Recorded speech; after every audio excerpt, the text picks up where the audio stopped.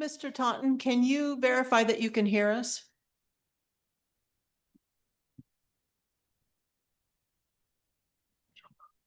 Yes, I can hear you. Thank you. Good to go? We're ready. Okay, great. Welcome, everyone. It's Monday, August 11th, 2025. It's time for our regularly scheduled city council meeting. Clerk, call the roll, please. Clerk, certify the meeting notice, please. This meeting has been noticed in accordance with Idaho Code 74-204. Call the roll, please. Councilmember Jacobs? Here. Councilmember Jorgensen? Here. Councilmember Rasmussen? Here. Thank you. You join me in the pledge of allegiance? I pledge allegiance to the flag of the United States of America and to the republic for which it stands, one nation, under God, indivisible, with liberty and justice for all.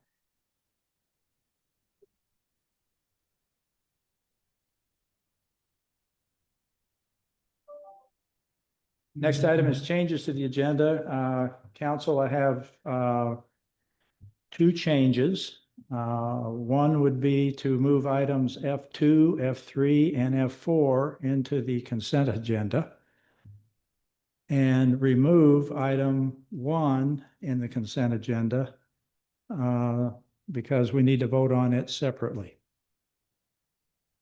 And I'll explain that in a few minutes. So if I could get a motion to effect that change, I would appreciate it. Mr. Mayor, Yes. I would move that we, on the consent agenda, move items F2, F3, F4 into the consent agenda and pull item E1, the minutes approval, off the consent agenda. Second. Got a motion and a second. Any discussion? Hearing none. All in favor, say aye. Aye. Great. Any opposed? Motion carries. Thank you. Let's deal with the amended consent agenda now. Mr. Mayor, Yes. I would move to approve the amended consent agenda. Second. Got a motion and a second. Any discussion? Hearing none. All in favor, say aye. Aye. Aye. Any opposed, nay. Motion carries. Now we will deal with the approval of the minutes for July 28th, 2025. For those of you curious why we did that, one of our council members was unable to be at that meeting. So she'll be abstaining on this item, but didn't want to abstain on the entire consent agenda. So anyway, the matter of the approval of minutes of July 28th, 2025 is before the council.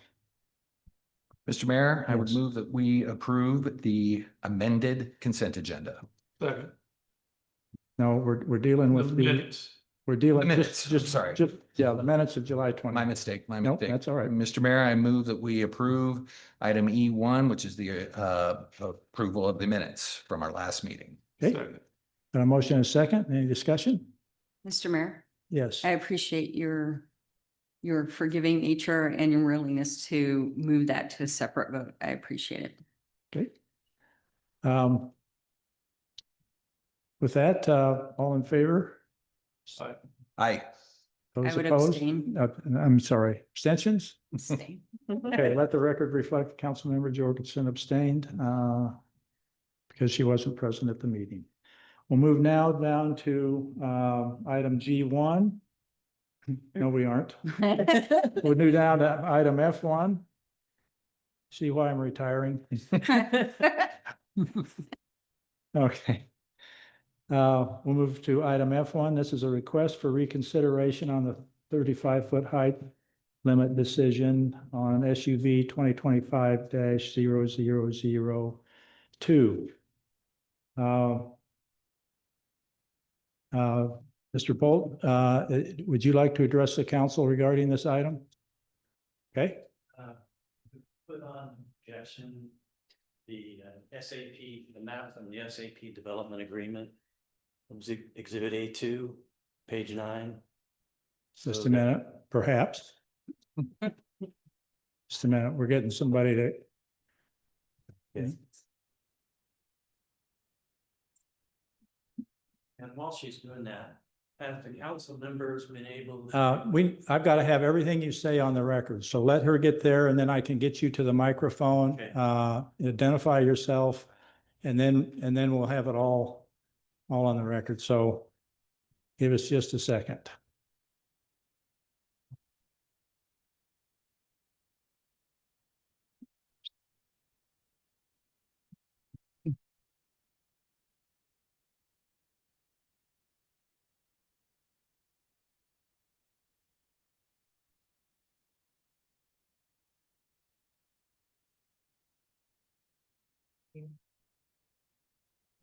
Yeah, they don't, yeah, that's it, right there, that map.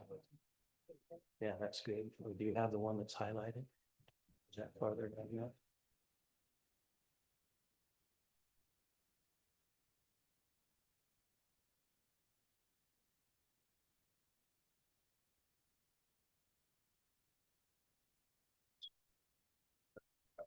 Oh, it's, yeah.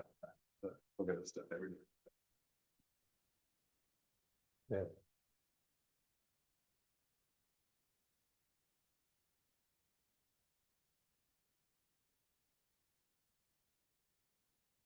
Okay. My name is John Bolt. I live at, in the Plantation subdivision at 6501 West Plantation Lane. And, I'm one of the people that is behind the submission of this request for reconsideration. I'm not the only person. There are others, but I guess I drew the short straw, so I'm the spokesman. Okay? Okay? Yes. So have the council members been able to read the request for reconsideration and to understand its explanation? What's behind this? I'll answer that for the en banc group here. Yeah, this material all went to them in the packet that went out Friday morning. Friday morning. Yeah. So they've had the weekend and the expectation in the performance of their duties is they've reviewed the packet thoroughly. Okay, I'm impressed because it's a huge packet. Mhm. Okay. So I assume, is there any question about my standing to speak to this matter? Mr. Bolt, that's a legal question that would come up if this goes to another level. Okay, We're not in a position Okay. to argue that one way or another tonight. okay, The standard's fairly specific, and I think that would be your burden to establish if we go to another step. okay. As I say, there are other homeowners that are behind this request for reconsideration too, and I think it'd be helpful for the council member if I give you a brief summary. I have letters from three of them, three homeowners that are Mr. Bolt, I know you're not really familiar with the process. Yeah. You mentioned that last time. The request, you're the one that made the request. Yep. David Leroy did that on your behalf. Yep. And the basis for your request, how many people agree with you or don't agree with you, really isn't germane for this particular issue. It's what is it about the 35-foot height that you believe needs reconsideration? Yeah. So that's the topic that the Yep. council will be dealing with. And who supports that Yeah. or who doesn't support that, that's a different issue. So the reason that we think it needs reconsideration is because this notation that's on the map on yellow, it says 35-foot maximum height south of this line. That came about from prolonged contention between a number of homeowners that are right around that end of the subdivision. Mhm. Prolonged contention between them Mhm. and the SAP applicant. Mhm. And that contention was, and Mr. Leroy was deeply involved in that. Mhm. And that contention led to this agreement and that statement on the map. It said 35 feet Mhm. from this line, okay? So I think it's important that some of the people that were behind that contention, that you understand their proximity to that development Mhm. and the impact. They're behind this request for reconsideration. And it's important you probably understand how close they are and the adversity that they may suffer as a result of this, of having very high structures Mhm. behind their houses Mhm. that would appear to have heights contradictory to what's written on that map. So I can assure you, certainly, and you were in attendance at the hearings, that was made abundantly clear and is a part of the record that those object on Fair Oaks. Some of them back up. I know at least one. yes, Literally backs up to the property. So the council's well aware of the proximity of the homes with some of those Okay. that objected. So, So yes. that's already a matter of the record. already matter record that, Yes. that the Stoddards are 20 feet from that property and the Pattersons are 85 feet from that property and the Livingstons are 108 feet from that property. And in relation to them, 35 feet is a significant dimension when Right, you're 20 feet, 85 feet, 100 feet. right. Okay. And so the agreement that was struck that resulted in that notation came about from those people and what they agreed was acceptable. Okay. And from their yards, from their back windows, what's acceptable. They are at existing grade, right?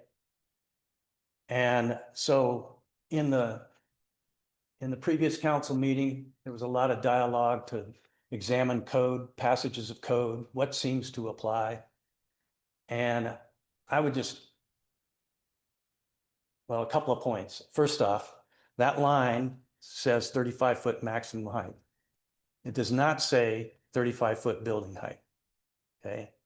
Now, Mr. Wardle correctly points out that the definition of building height is from finish grade to the highest point of the structure, okay? That's correct, but that map does not say 35-foot building height. It says 35-foot maximum height, okay? And I would ask you to do a basic common sense test behind what that significance was. You have a group of homeowners that live on the periphery right up against that area that judged that 35 feet based on from looking out their back windows and in their backyards at finished grade. And it seems to defy common sense that those people would agree to a 35-foot height limit that would allow unlimited fill to be brought in or unlimited grade elevation, and then put 35 feet on top of that and consider that to be compliant with the 35-foot maximum height. So I would urge you to apply a common sense test to the interpretation here, aside from the fact that the map does not say 35-foot building height. And another point that I would share with you is that in the Residences at River Club District Code, Section 8-8A-1A-5-C1, it says, in case of a conflict between the text and the maps of the River Club SAP District Code, the zoning map shall prevail. Now, I don't know if you consider that to be a zoning map, but that passage seems to indicate that maps prevail over hunting for passages in code and picking and choosing what works. Okay. Okay, Okay. yep.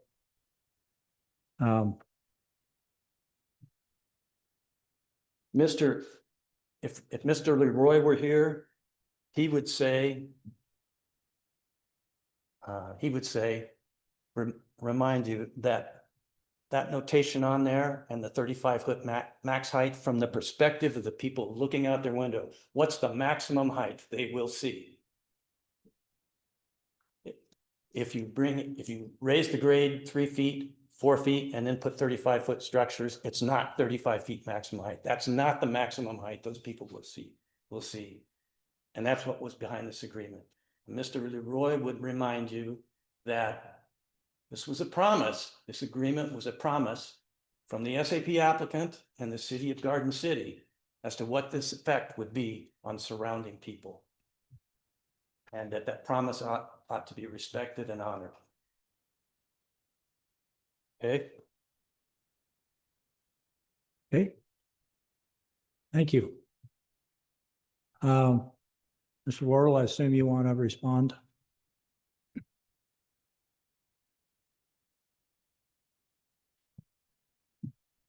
Mr. Mayor, good evening. For the record, my name is John Wardle, 2929 West Navigator Drive, Meridian, Idaho 83642.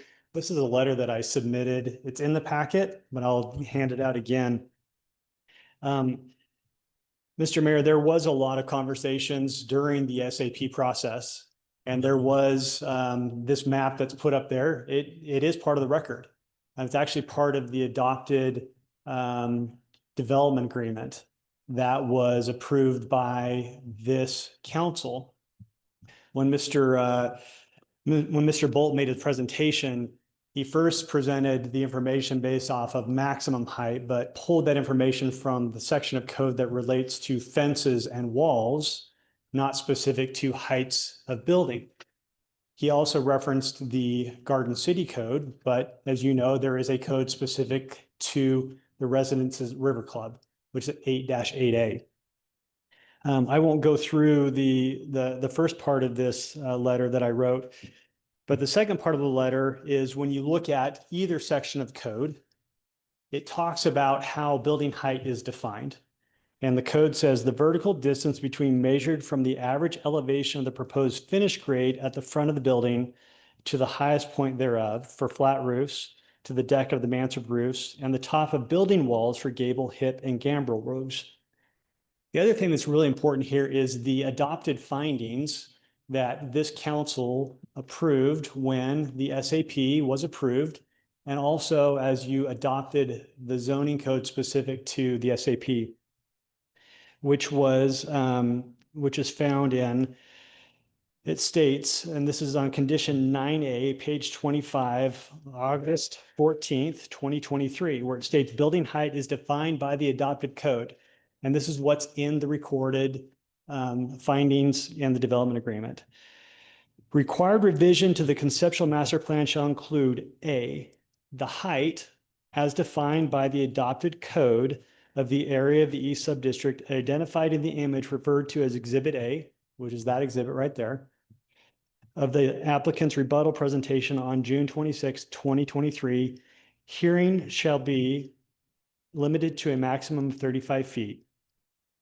So the 35 feet is not in question, but it's how is the 35 feet defined? And this was adopted. It wasn't disputed. Went back and looked at the record, watched the videos.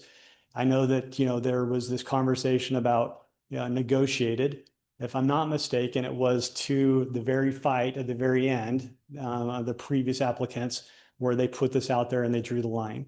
I just want to refer you back to that the findings that were adopted and the code that's in place is specifically states that the height as defined by adopted code, which is the vertical distance measured from the average elevation of the proposed finished grade at the front of the buildings to the highest point thereof.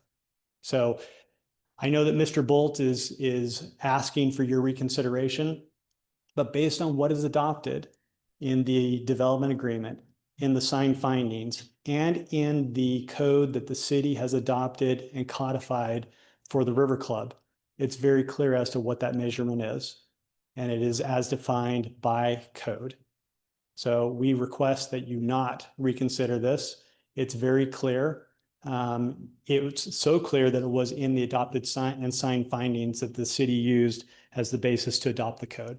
So we just ask that reconsideration not be granted. Okay, thank you, Mr. Ward. Can I have one in response? No. No, this could go back and forth ad nauseum. I ask you to address the council. Code was 2 years ago. And after. None of this is on the record, Mr. Bolt. You each got an opportunity to speak to the council. We can't turn this into a back and forth. You speak, he speaks, then you got another opportunity. That's why I gave you each an opportunity to speak. The matter before the council is a request for consideration of a 35-foot height limit decision regarding SUB 2025-2. Do I have a motion on that item? Mr. Mayor, I have a procedural question. Okay, There will be, is now an appropriate time for questions or wait till after a motion is made? it would, well, the procedural question would be during the discussion after a motion is made. However, that assumes there's going to be a motion.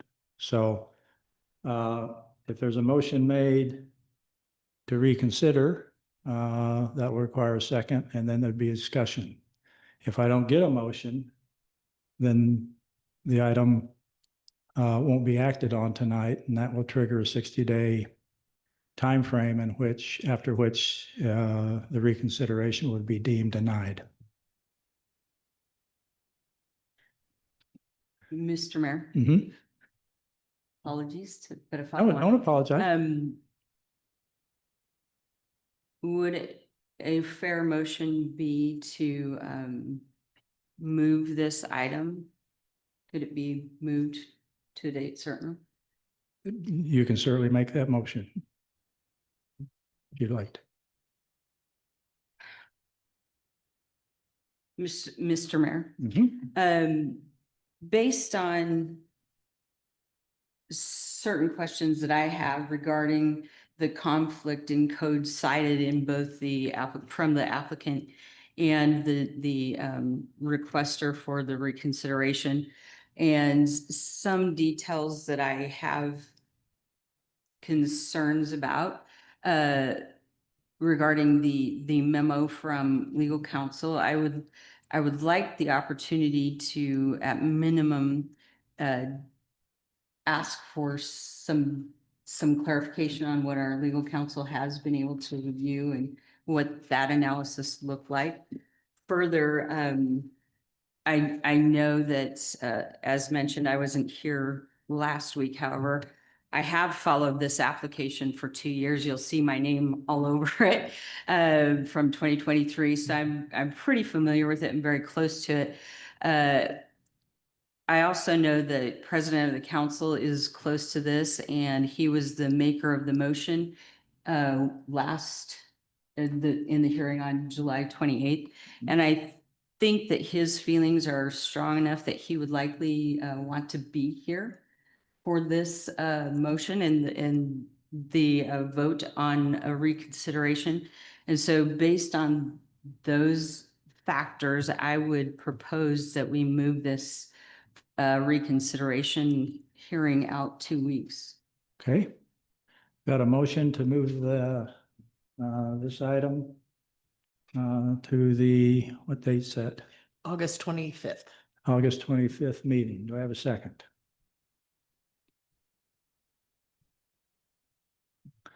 Your motion dies for lack of a second. Are there any other motions? Okay, that concludes the business on the reconsideration.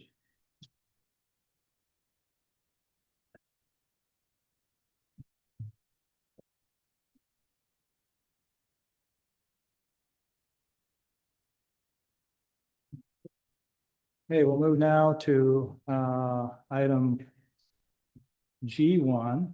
This is public hearing for SUB FY 2025-0001. Who's here representing the applicant? Welcome. River Village subdivision. Good evening, Mr. Mayor, members of council. My name is Stephanie Hopkins with KM Engineering. Our address is 5725 North Discovery Way. I'm here representing our client and the developer for River Villas subdivision. We do have a presentation, but our final plat is in conformance with what was shown for the preliminary plat, and we're in agreement with the staff report and conditions of approval. Nothing has really changed since we previously came through with the preliminary plat. We're proposing 14 buildable lots and 1 common lot. Be a really wonderful project, and our client is very excited to get to building. No, you're okay.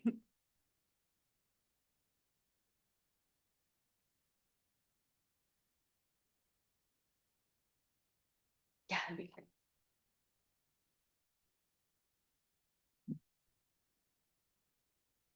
Yeah, that's great. And I do have a flashlight on, but so this is the preliminary plat that was shown or approved for the project. There are 14 units, as I mentioned. It's about 20 units per acre. It's on 0.7 acres off of 43rd near Fisher's Technology, just west of Veterans. And there are 3 different unit types proposed. So there are we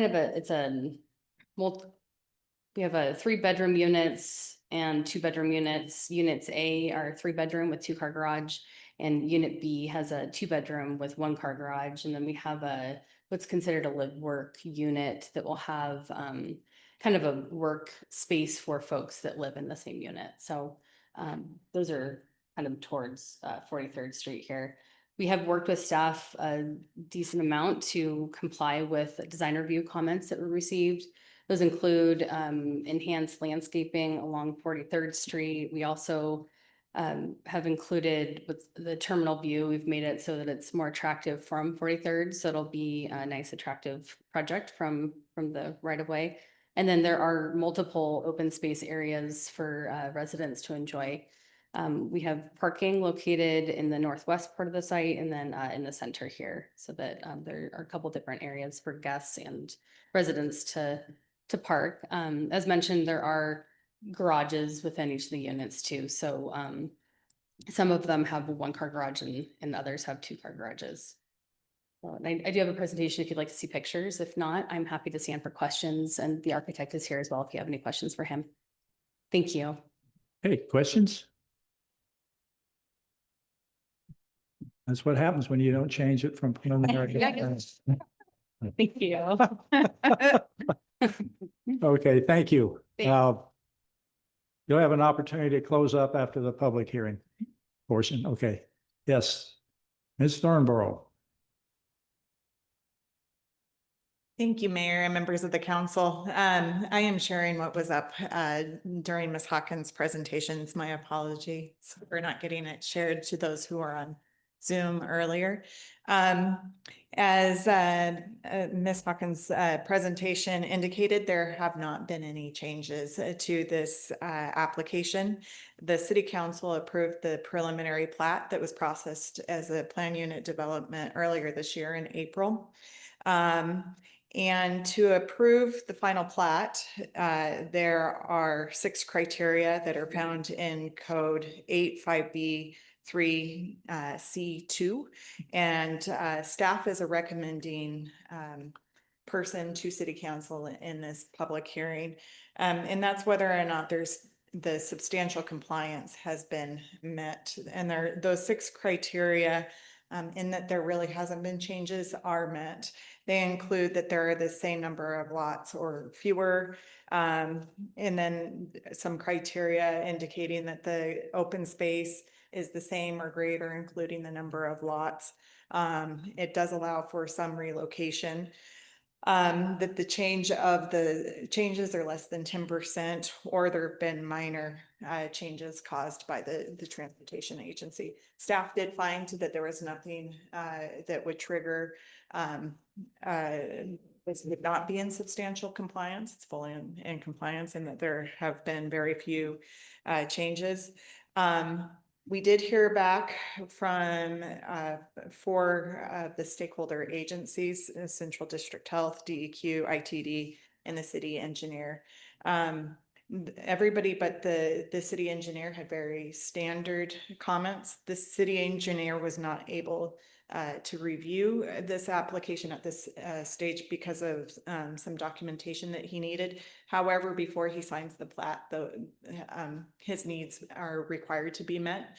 And so that shouldn't be a cause for alarm in this application. And it is a public hearing tonight. And city council can either sustain, modify, or reject staff's recommendation. And with that, I stand for questions.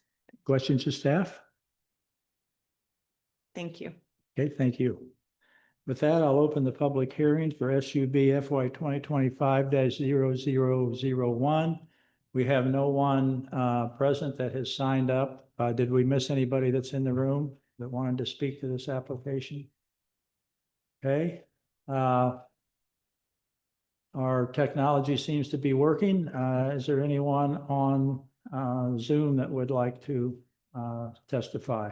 So use the raise your hand tool in Zoom and let us know. Give you just a minute.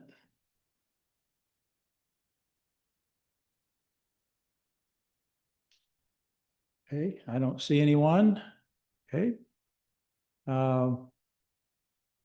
With that, do you have any follow-up comments before we close out the hearing?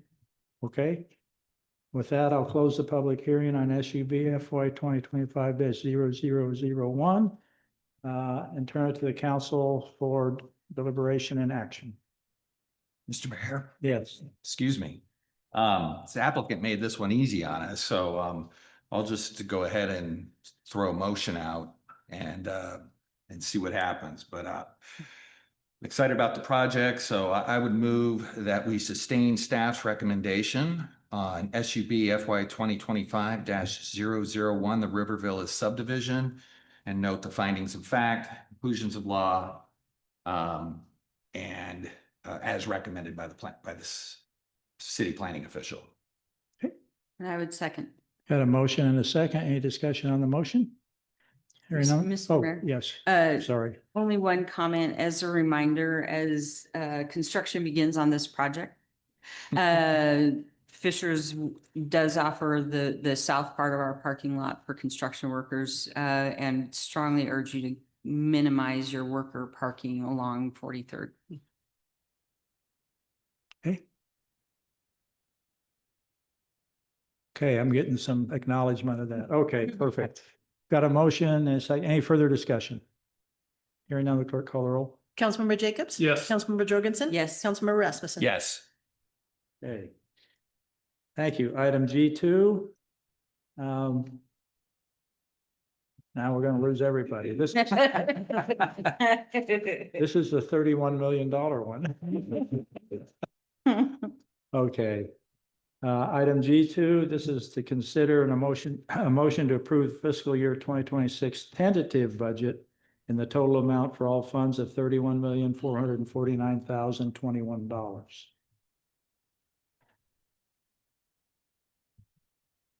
Our budget hearing is when? We'll be in 2 weeks on the August 25th. On August 25th.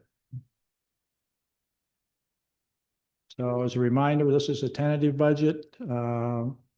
Amendments to the budget can be made at the August 25th meeting. However, the total budget cannot be raised. Mr. Mayor? Yes. I would move to approve the tentative 2026 budget not to exceed $31,449,021. Second that. Thank you. I got a motion and a second. Any discussion on that motion? Mr. Mayor, just a Yes. brief comment, if I may. Mhm. And I guess maybe a question too. I believe I saw that the water rate increase was 5% and 3.5% for sanitation. I didn't see a note in the packet for the sewer.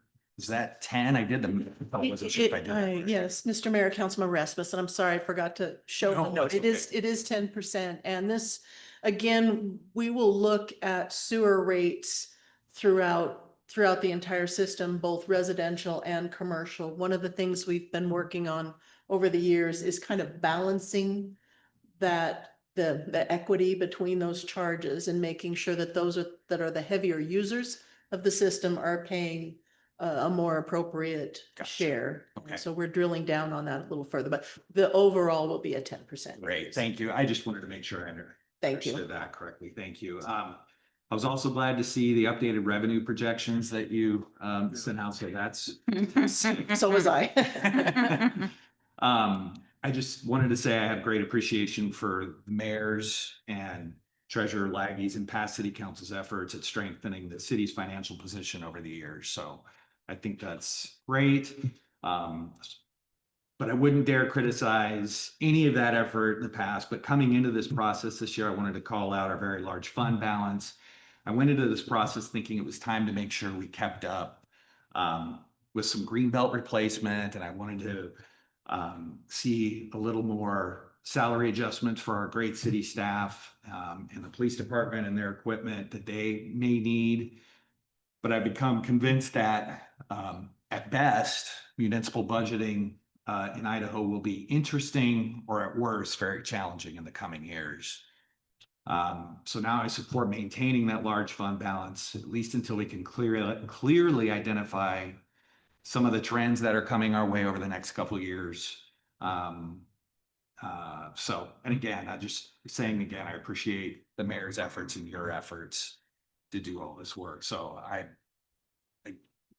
I'm in support of everything. I just wanted to throw those comments out, sir. Well, I appreciate that, Councilmember Rasmussen. It's challenging business, and it's the best forecast that we're comfortable with at a point in time. And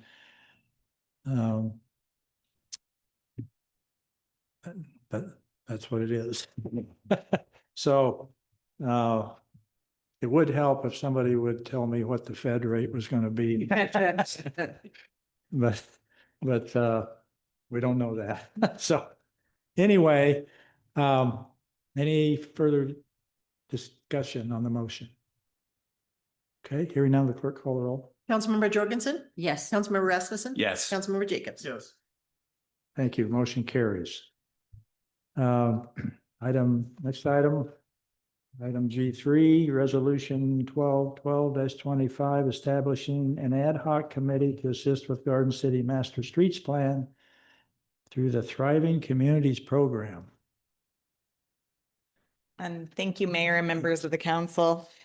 Just a brief overview of what this resolution is requesting. The city has been involved with the Thriving Community Program, which is a US DOT program, for about a year and a half, and there's about another year and a half where this program will be active for the city. And the idea behind that program is that it's capacity building for jurisdictions that might have a bit harder time with capacity, maybe funding or staffing. They don't have a big staff to try to utilize some of the federal dollars or the federal processes. Through this process, it's been determined that Garden City's best path forward would be to create a master plan, a transportation master plan for Garden City that isn't siloed into ITDs or ACHDs or Garden City's master plan, but across the transportation agencies.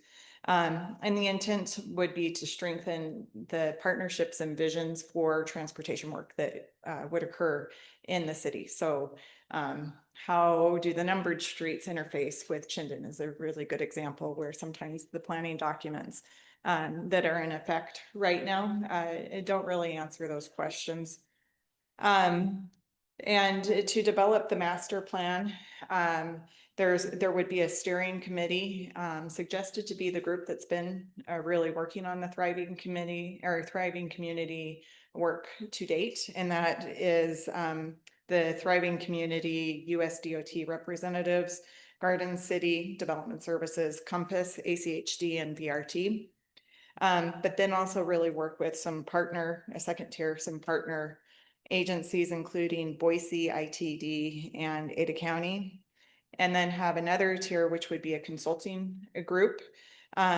Internally, we would look to other departments. So the gentleman in the back would be engaged, the police department, public works, and other departments, the fire department, businesses, et cetera. And then the last tier would be the public. And if you move forward with the approval of resolution 12/12/25, that would just establish who that ad hoc committee would be to help generate that transportation master plan that would be brought back to you at a later date for your review and approval. Hopeful approval. Okay, questions of staff? Mr. Mayor, Yes. Mr. Thornborough, I think it's great that we have an ad hoc committee that's gonna talk to all of these different transportation partners. My question is, you know, we see the ACHD plan every year. Garden City is rarely on it. Same with ITD. How does the work of the steering committee actual trickle down to things happening? Mayor, Councilmember Jacobs, I think that funding, we might not see a lot trickle to Garden City, but where our transportation improvements really come is through redevelopment. And one of the more frustrating things that I think some those who have gone through the redevelopment processes is being ping-ponged between the agencies. And so if there's a unified vision of these are the improvements that will be expected of you and this is what it will look like, I think that really could help. And hopefully maybe the city would qualify for funding. I think most of the work within Garden City that needs to be done really is sidewalk or bicycle pathways. And the funding that's available is scarce for that and getting harder to implement. And so I don't know that that will really result in more public dollars hitting Garden City, but hopefully the partnerships and the willingness to have a shared vision will really be what comes out of this transportation plan. Good, thank you. Thank you. Mr. Mayor? Yes. Director Thornborough, you indicated that you've been working on this a year and a half, and there's about a year and a half left. What is the finish line? What is the goal and when you get to it, you say we're done with this? Thank you, Mayor and Councilmember Jorgensen. It would be the adoption of a plan. So over the last year and a half, the program hasn't had a lot of boots on the ground, let's say, until this point where it's been a lot of best practices, kind of a tutorial process. And now we're looking at, this is the schedule. These are the different components that would need to be generated. This is how we would get through the creation of a transportation master plan. And then right now, the targeted date would be November of 26 to bring a plan for your review and adoption, which would close out this program. And adopting a plan, do all of these agencies have to agree to it? Mayor, Councilmember Jorgensen, no. Hopefully they will. That's the intent. That's the idea between it, because right now we have the green belt is looked at completely separately and only by Garden City. ACHD looks at its roads and only its roads. ITD only looks at its roads. And bringing all of those together in one vision might assist in perhaps access management on Chinden, for example, maybe. And certainly if we get into more of the nuts and bolts of what do the numbered streets look like as redevelopment occurs, I hope that ACHD decides to adopt this plan once we get through it. Your staff has reached out to the administrators of all of the agencies that are on the list at the steering level and partner level, and have confirmation from their administration that they will be participating. And so hopefully through having that participation, we can get to an adoption. Thank you very much. Thank you. Yes, Mr. Mayor, one more question. certainly. Director Thorwald, I noticed that the city of Boise is involved. Are there any other cities besides Garden City of Boise, as Meridian and any other Ada County or Canyon County cities involved? Mayor, Council Member Jacobs, Ada County is involved. The reason for that is because of the fairgrounds and how that interacts. Also on Coffee Street, there's a piece of property that's in their jurisdiction. So that's the ITD department. And then the city of Boise has connections and regional movement through the city as well. I've not mentioned BRT much, but they're also a part of this as well. So it's those agencies that are very directly affected by decisions that occur within Garden City. Thank you. Thank you. Great, thanks. I think it's somewhat of a victory just to get everybody to agree to, kick the tires on this a little bit, so. Well, thank you. We'll see Yeah. tonight and what you do. So. Yeah, great. Thank you. There's no further questions. Council, the matters before you. Mr. Mayor, Yes. I'd move to adopt resolution 1212-25. Second. Thank you. Got a motion and a second. Any discussion on the motion? Hearing none, the clerk call the roll. Councilmember Rasmussen? Yes. Councilmember Jacobs? Yes. Councilmember Jorgensen? Yes. Thank you. That concludes the business on our agenda for this evening. I'll entertain a motion to adjourn. I so move. Oh, second. Okay. Let's second that. Motion and a second. All in favor, say aye. Aye. Aye. Thank you. We stand adjourned.